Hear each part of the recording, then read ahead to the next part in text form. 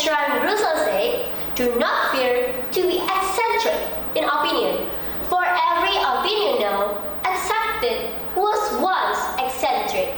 Hello everyone, the honorable judges and all participants in this occasion.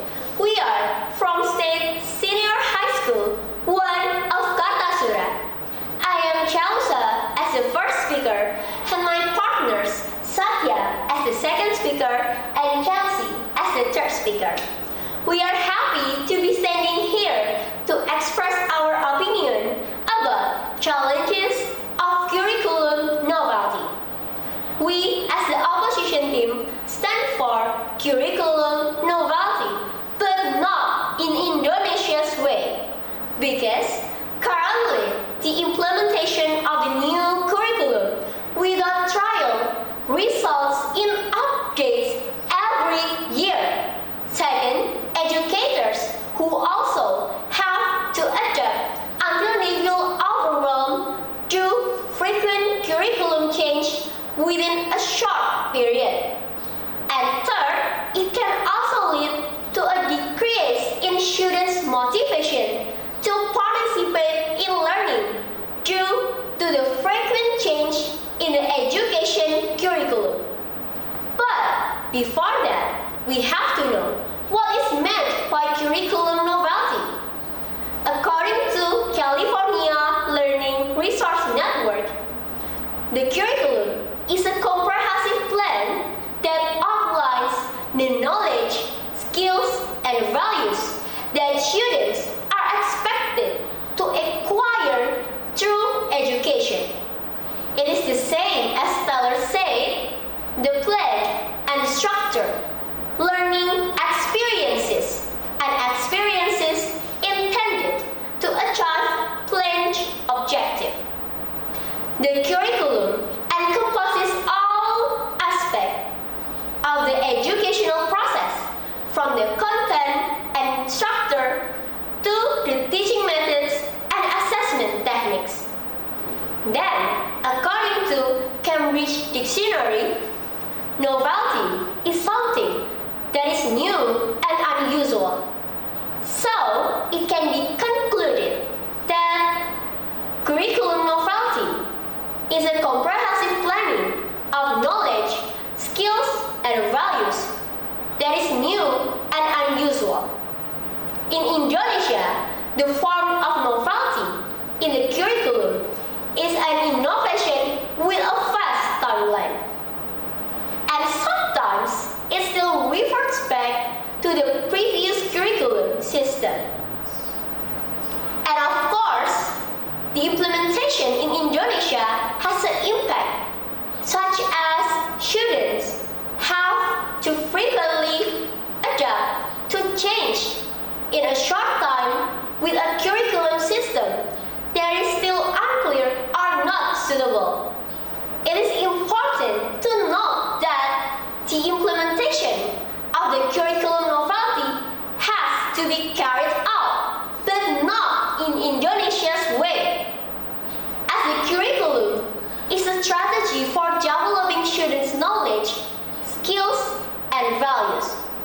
However, in Indonesia, the new curriculum has not been tested and has been implemented, resulting in suboptimal outcomes or needing improvement or replacement. Next will be presented by the second speaker, Satya. Thank you for the previous argument, 𝐍𝐒𝐃𝐂. I am Satya, and as the second speaker of the team, I will express my wishes for the future curriculum changes for Indonesia. What I think I want as a student for the future of Indonesia is simply bring the minimum passing grade system, or what we usually refer as KKM locally, to be back. Because having the minimal grade could actually force or motivate students to do better. And obviously, with a minimal grade system, there will be repeating classes for some people. It might sound rather unconvincing, but think about it in a different way. For some smart people, the minimum passing grade system and the fear of repeating the same grade could be a threat that forces them to do better in their studies. And for people who are developmentally lacking and immature, they could simply repeat the class. But instead of looking at them in a bad way, we can look at them in a more positive way. Because they are developmentally lacking, it would mean that repeating classes means they will have more time to study and learn. They will have more time and less pressure to learn the new things more casually and not feel like they are rushed to do something. On this time, hey, you have to do this. There's no such thing as that. And the second thing that I think will be needed for the future of Indonesia is a curriculum that lasts much longer than what we have now and the previous ones. I think if we look at the usual, or if you look at the formal educational system, it lasts for at least 12 years. So if in those 12 years there are sudden changes the whole time before even a batch could graduate, that would mean a lot of fractions should be adapting the whole time. Imagine this. You are a 9th grade student and there are sudden changes when you're just trying to apply on the new school. That will be very difficult. Plus, for the teachers, they'll have to meet the new requirements, and for the governments, they will have to spend even more money to make them adapt.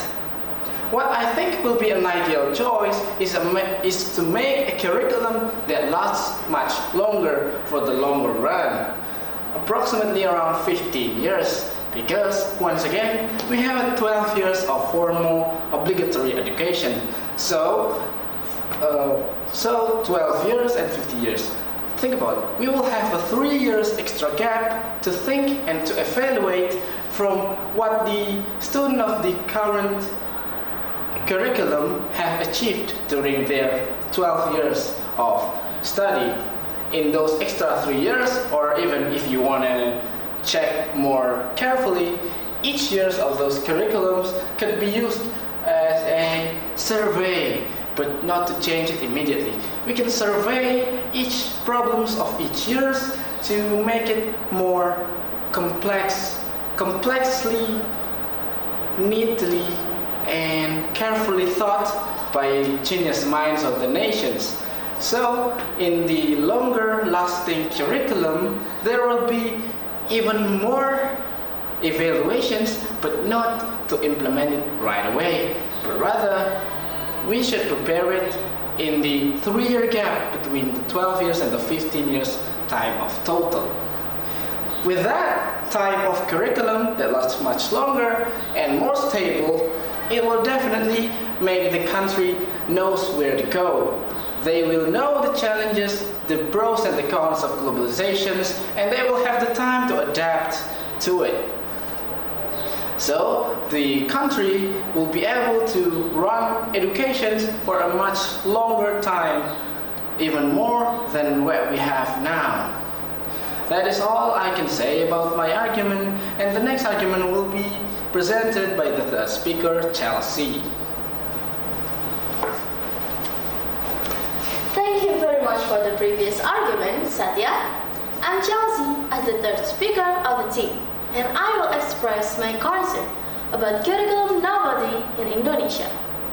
Constant curriculum shift can destabilize the learning environment. New content and also different teaching methods are required in new curriculum. And students are already accustomed by the curriculum at the time, and these strategies will force them to adapt and accept it without slow approaching. It is very possible to cause massive confusion among students. And the lack of supporting facilities also decreases the learning quality and enthusiasm, which students need to reach the studying goal. This disruption can hinder the development of understanding the subject thereby reducing the motivation to engage with the material. Another obstacle comes from the lack of well-trained teachers to face method changes in teaching. Not only students, but also teachers are also struggling to reach the expected method beyond their knowledge and their abilities. And the education level in Indonesia is very uneven, especially in remote area.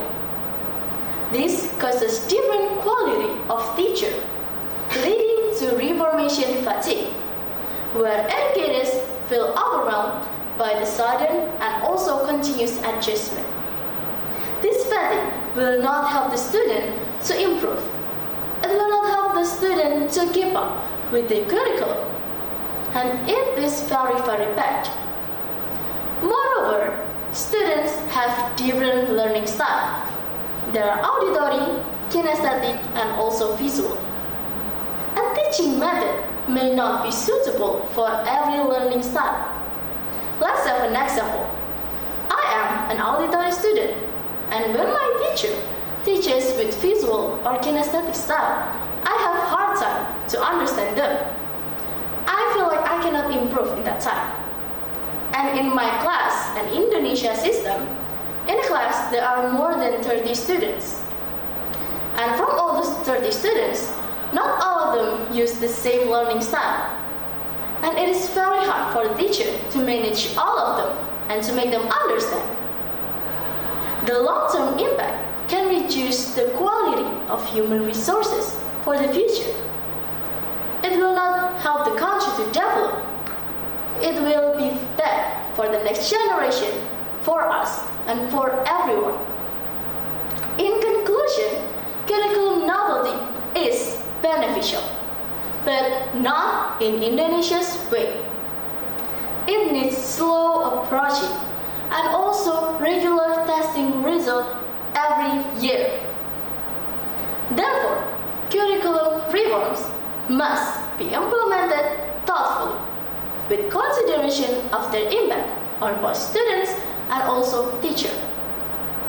It is very important so that the result can be seen and can be certain. That's all our opinion about challenges in curriculum novelty. We apologize for our shortcoming. Thank you very much for your attention. See you later.